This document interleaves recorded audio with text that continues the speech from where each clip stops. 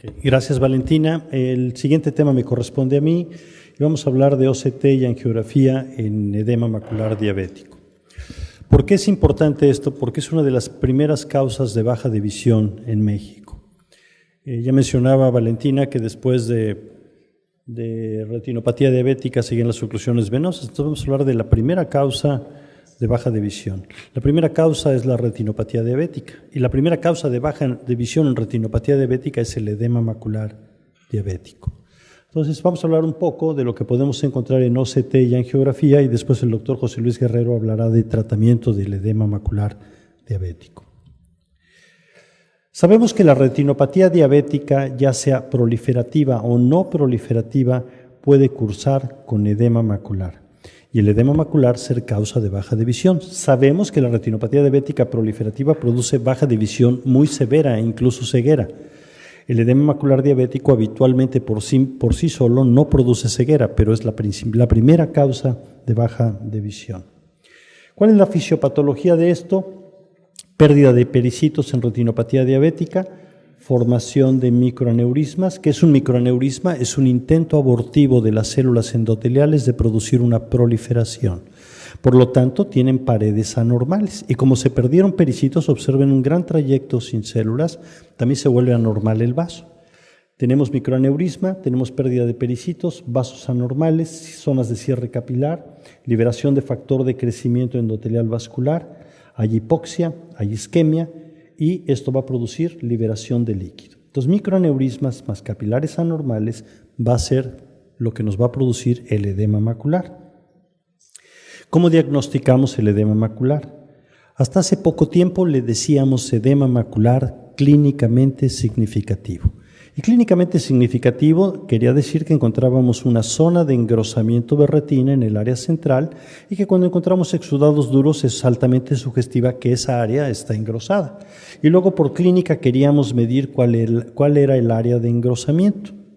En la actualidad creemos que este término tal vez ya está pasando a la historia, ya no utilizamos el término clínicamente significativo y Susan Bresler el año pasado en la Academia Americana de Oftalmología propuso que ya no lo utilizáramos y que utilizáramos lo que encontramos por OCT y que esto tiene lógica porque podemos ahora medirlo y no imaginarlo.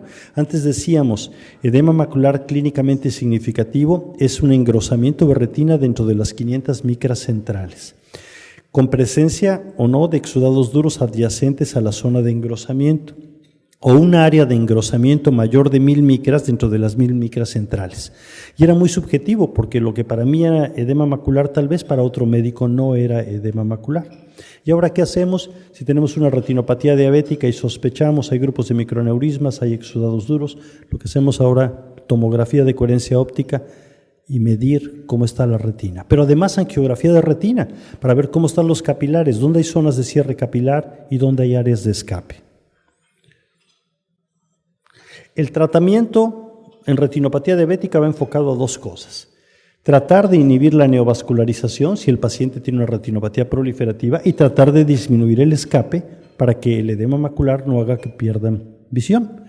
Y los dos tratamientos van precedidos de un diagnóstico correcto. Y para tener el diagnóstico correcto, aquí nos vamos a la angiografía, la clínica y el OCT.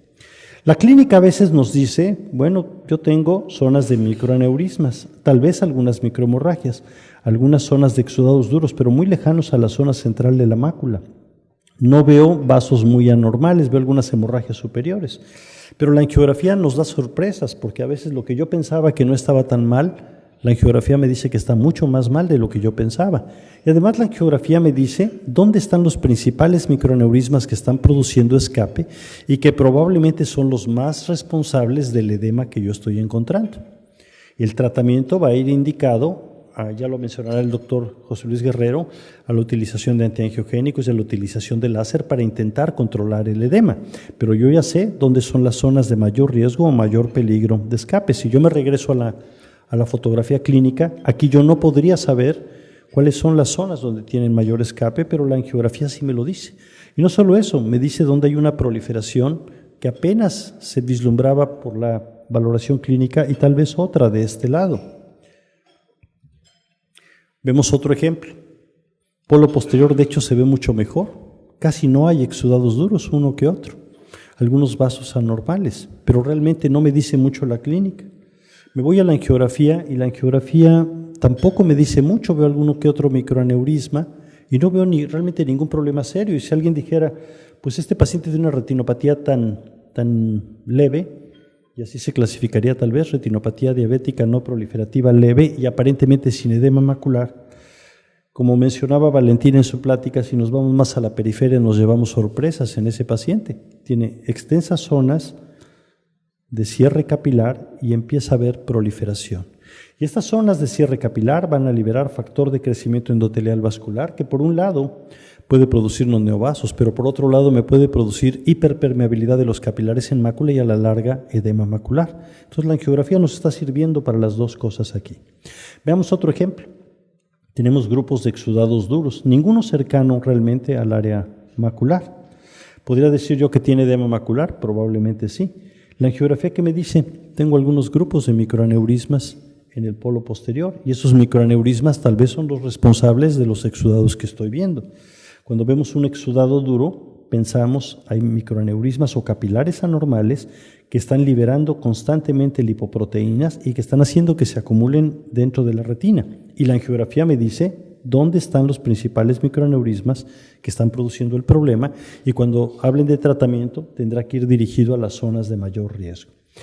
Siempre se habla de que para poder tratar una retinopatía diabética requerimos el mejor control de glicemia, de hipertensión, de triglicéridos, el ABC como le llaman los vecinos del norte. A es la hemoglobina glucosilada, B es blood pressure, la presión arterial, C colesterol, y dicen si todo lo tenemos bien el paciente va a estar bien. Eso es sistémicamente, pero la parte que nos toca a nosotros es el ojo. Le dejamos al internista la otra parte. Y también nos sirve, una vez que el paciente ha recibido fotocoagulación, para saber si tenemos zonas de microaneurismas que no hayamos tratado o si tenemos alguna otra justificación para que el paciente no haya mejorado, como una zona de atrofia en el área macular donde existían los exudados duros. Exudados duros subfoveales, una vez que se absorben, van a conducirnos a atrofia macular. Es un dato de muy mal pronóstico. Llegamos tarde al tratamiento. Entonces, si tenemos una retinopatía diabética no proliferativa, ya sea mínima, leve, moderada o severa, está indicado como primer estudio la angiografía. No ha pasado de moda. La angiografía se tiene que hacer. Y la idea es, además, saber cómo está el área macular. La angiografía nos va a decir a veces dónde tengo microaneurismas y zonas de escape en la zona central, pero dónde empiezo a tener también zonas de cierre capilar que tal vez modifiquen el tratamiento que nos vayan a proponer. La angiografía también me dice cómo está la zona foveal vascular y dónde hay microaneurismas, y entre las 300 y 500 micras que habitualmente no se tratan en la primera sesión aunque los vayan a fotocoagular, y los que están por fuera y que escapen y que tal vez sí los vayan a tratar.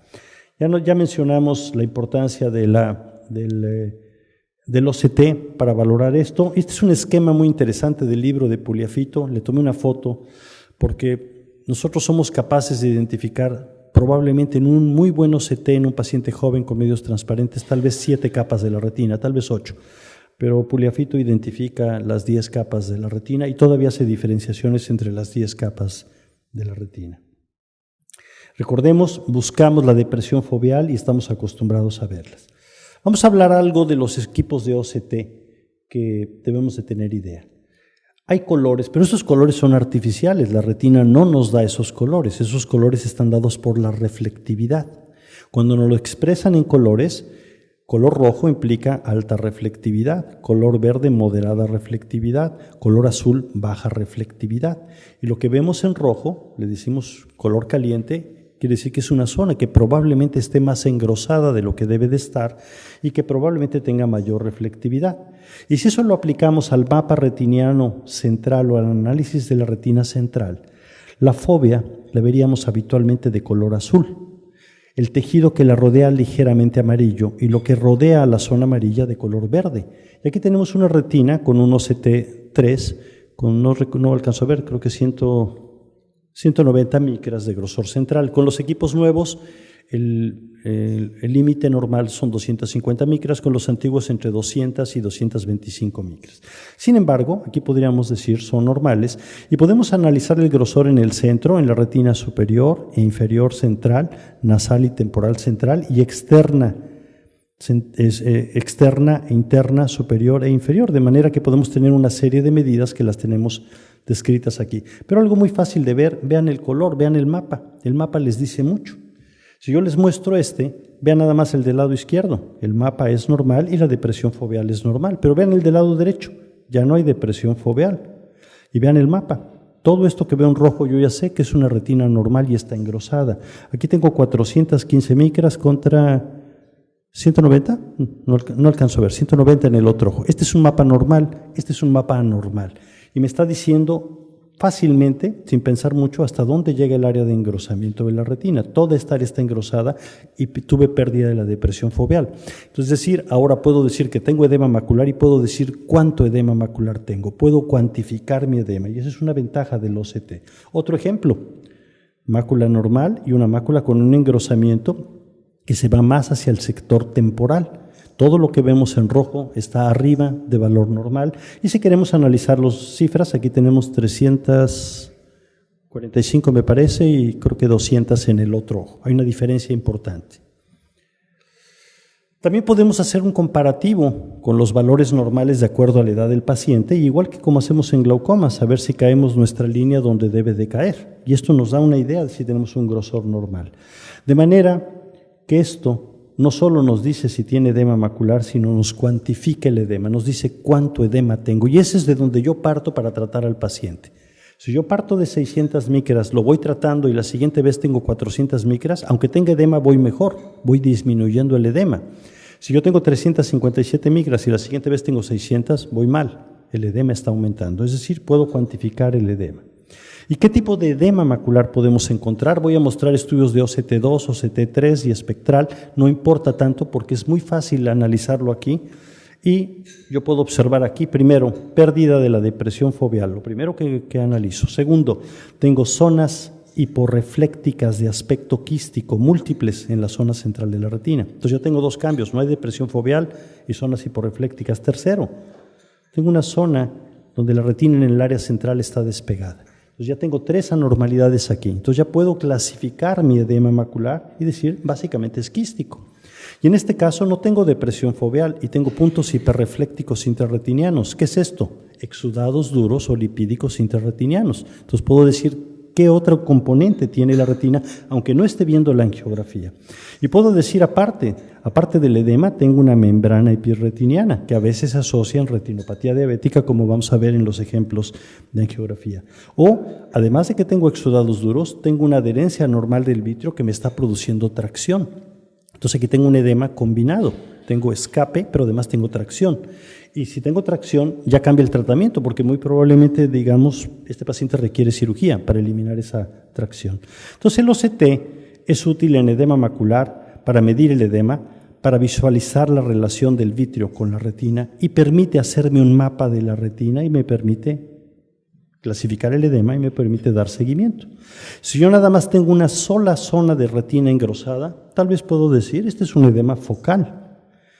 Si yo tengo una zona grande y no puedo definir de dónde a dónde va el borde, tal vez pueda decir es un edema difuso. Si yo tengo básicamente zonas hiporreflécticas en el área central, puedo decir básicamente es un edema quístico. Si tengo engrosamiento de retina, pero tengo tracción en el área central, puedo decir es un edema que además tiene un componente traccional. Y puedo tener otras combinaciones que no podría decir por clínica. Aquí tengo una membrana epirretiniana, primera normalidad. No tengo depresión foveal.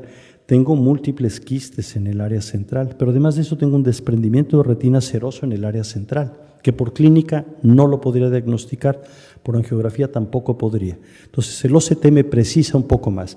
Y lo bueno de estos pacientes es que estos responden habitualmente muy bien a la terapia antiangiogénica. Podemos disminuir el edema y podemos pegar la retina en el área central.